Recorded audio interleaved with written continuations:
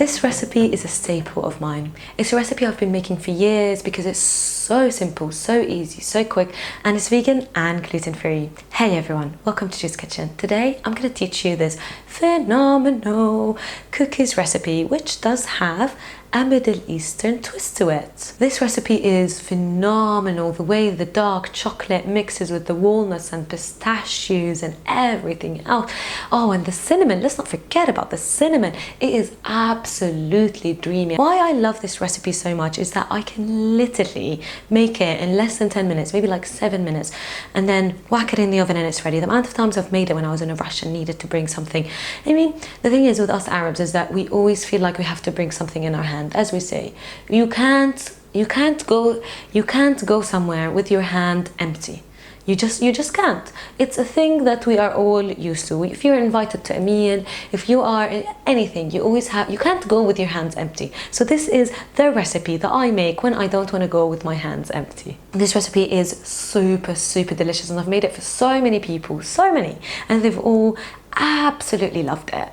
It has dark chocolate in it, it has pistachios, it has walnuts, and the way I make it is that when you open it up, that chocolate will ooze out. Oh, it might be a bit messy, but it will be super delicious. So you will not regret making this recipe because, as I said, it's super easy and it's super delicious, and it's one of those recipes that as soon as you memorize, you can just whack it out in 5 minutes and then put it in the oven for 10 and it's ready.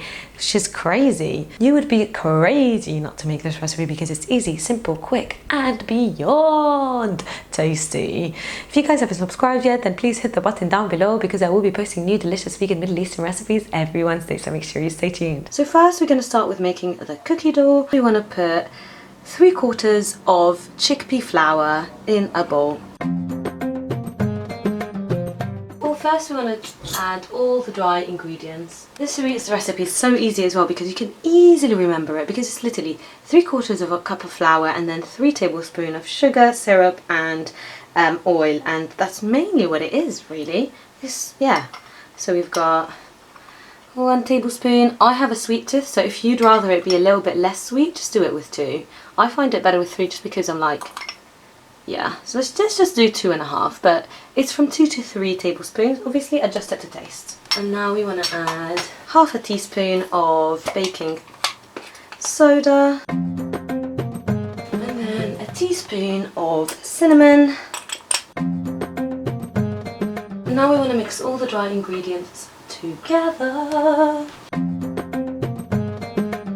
This recipe is one of those recipes that I imagine myself always making, and whenever I need to make a dessert, or like if I'm going to potluck and don't know what to make, it's always my go-to one just because it's literally so easy and it's hard to forget once you make it once. You know, like one of the hardest things I think about making recipes is going back to the recipe and like, oh, is this how much it is this how much it is, blah blah blah. And I find that so once I remember a recipe, and this one's so easy to remember, you can just whack it out in like no time. And it's always stuff that you have in your cupboard. Okay, chickpea flour. You can also use gram flour instead, or normal flour, but I like it because it works like magic and it's gluten free, and honestly like it just makes it so much easier because I don't think gluten like agrees with my stomach that much, so I try to eat gluten free as much as I can as well. Like there's so many people with our friendship group that are either gluten free or so it just makes it ticks all the boxes. It's vegan, it's gluten free, and it just ticks all the boxes. If I don't add the nuts, then it's not free too. So that's all the dry ingredients mixed together. Now we want to add, actually I forgot to add a pinch of salt. Don't forget the salt. That'll do. Alright, so now let's add the wet ingredient. 3 tablespoons of oil. 1, 2, 3. 1, 2, 3 is the numbers in Arabic. 1 for 1, obviously. 2 for 2. 3 for 3. 1 2 3 4 5 6 7 8 9 10. Maybe I should also teach English. I mean Arabic, English. now onto the syrup. I would recommend you using this one. Honestly guys, I have tried it with so many different syrups, and I would tell you use agave or use anything else, because God knows I like for people to just use alternative things, but every time I didn't use this one, it ended up being so crumbly and not held together. This syrup, this golden syrup, somehow just binds it all together. And yeah, so definitely don't use agave, definitely don't use maple syrup. I'm telling you now, it won't work, because God knows I've tried it. It was a disaster. I'm not gonna lie, I've had many disasters with this recipe. Once I forgot to add the oil, once I forgot to add the baking powder, once I added too much baking powder. It took me a long time to perfect it, because, well, it's so easy to get stuff wrong, isn't it? So that's 1. 3 is the magic number in this recipe. 3/4 of chickpea, 3/4 of a cup of chickpeas, and then we've got 3 tablespoons of everything else, really. Not everything else, obviously, not baking powder, and that is 3.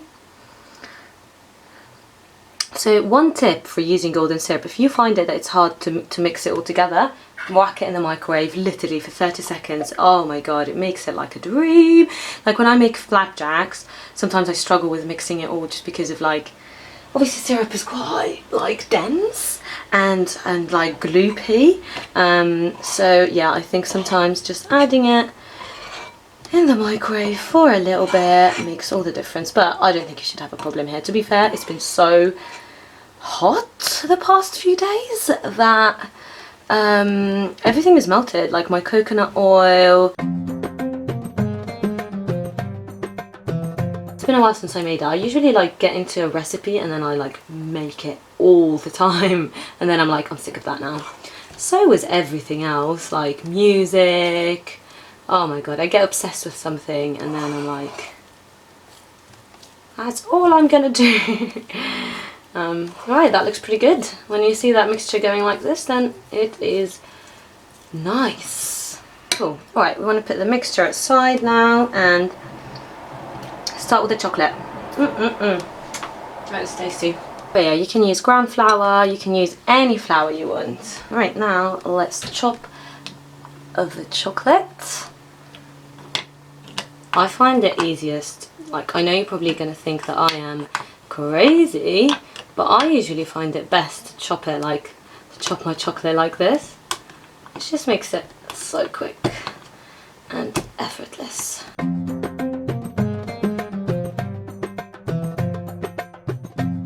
Kid you not, I think this is the best way to chop chocolate, because I used to chop it like as if I'm just chopping like cucumber or something, and it used to take me forever. While this way you're like stab, and then it's like, oh, it's split in half.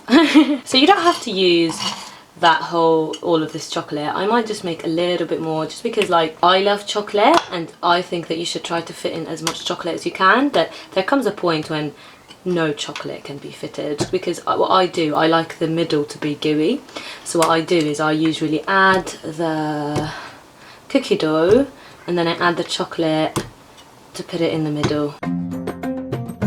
Right, I think that will do. Let's put this aside. Like I don't have enough chocolate, I can add some more, because why not? Right, now for the assembling part. See how easy this recipe is? It genuinely is so easy and so quick. And for all of you, if there's anyone that's busy or anyone that's lazy, you know, or like a mum who doesn't have time and wants to make a tray of cookies, this is the one for you. So now let's get the first tray. What we want to do is we want to have baking paper on it, because believe me, you don't want that stuff to stick on the tray, because God knows that's happened to me. And we still want to oil it as well, because I have had my fair share of batches coming out stuck to the tray. No one wants that. No one wants it. And then you're trying to get rid of it and half of the cookie's gone, and it's just, and once I put the baking paper the wrong way round, so I just kind of put it on like normal paper and it came out and it was so stuck to it, and it was just really heartbreaking, because you just can see all that chocolate, all those nuts, all that amazing cookie dough. Alright, now let's assemble. We'll put a little bit here. And now let's add them chocolate. half a walnut, and a little pistachio. And now what we want to do is we want to add, oh my god, it's so hot. How is it hot? It's raining outside. Right, now we want to put more cookie dough on top, and you kind of just want it to get all, oh my god, it's a disaster. I've never made it in this hot weather. Alright, so just try to cover it with the cookie dough as much as you can. If you feel like there's not enough, just grab some more. Honestly guys, usually it doesn't fall apart like this. Okay, that's perfect, that's perfect. And then let's put a pistachio here, and a pistachio here, and a little chocolate on top, and a little bit of walnuts.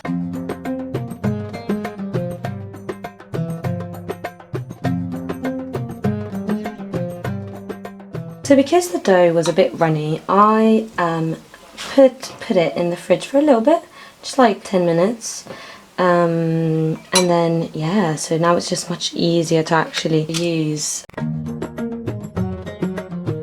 So I thought it would be easier to do step by step for all of them. So first you want to make the base by making little balls with half of the dough. Make sure you leave the other half for the top part. And as we did earlier, we want to add some chocolate, a pistachio and half a walnut as the filling. And half a walnut and a pistachio on top. But honestly, don't feel like you have to use the same nuts as me. What I did was that I made some with walnuts, some with pistachios, some with walnuts and pistachios, and of course, all of them with dark chocolate as well. But you can use any nuts you want really, or even no nuts at all. Believe me, it's delicious with all of them. I made them in all the different versions and it's delicious whatever you add with them.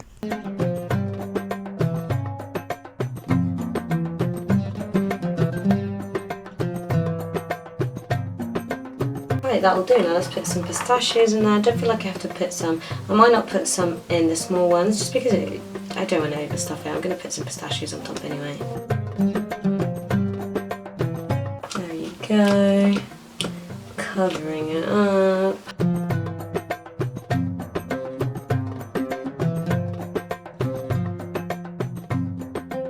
See, when your hands get a bit too warm, or when the dough is too warm, it starts sticking to your hand, and this is exactly why I put it in the fridge. If at any point it gets a bit too much, just go put it in the fridge again.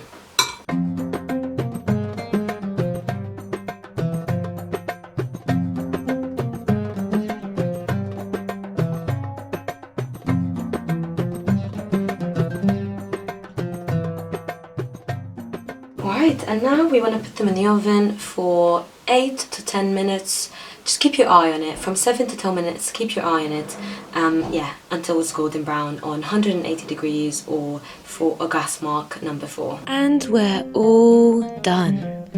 And as we say in Arabic, صحتين وعافية. Don't forget to tag me or send me a picture if you do attempt to make this or any of the other recipes. And don't forget to subscribe if you haven't, because I will be posting new delicious vegan Middle Eastern recipe every Wednesday, so make sure you stay tuned.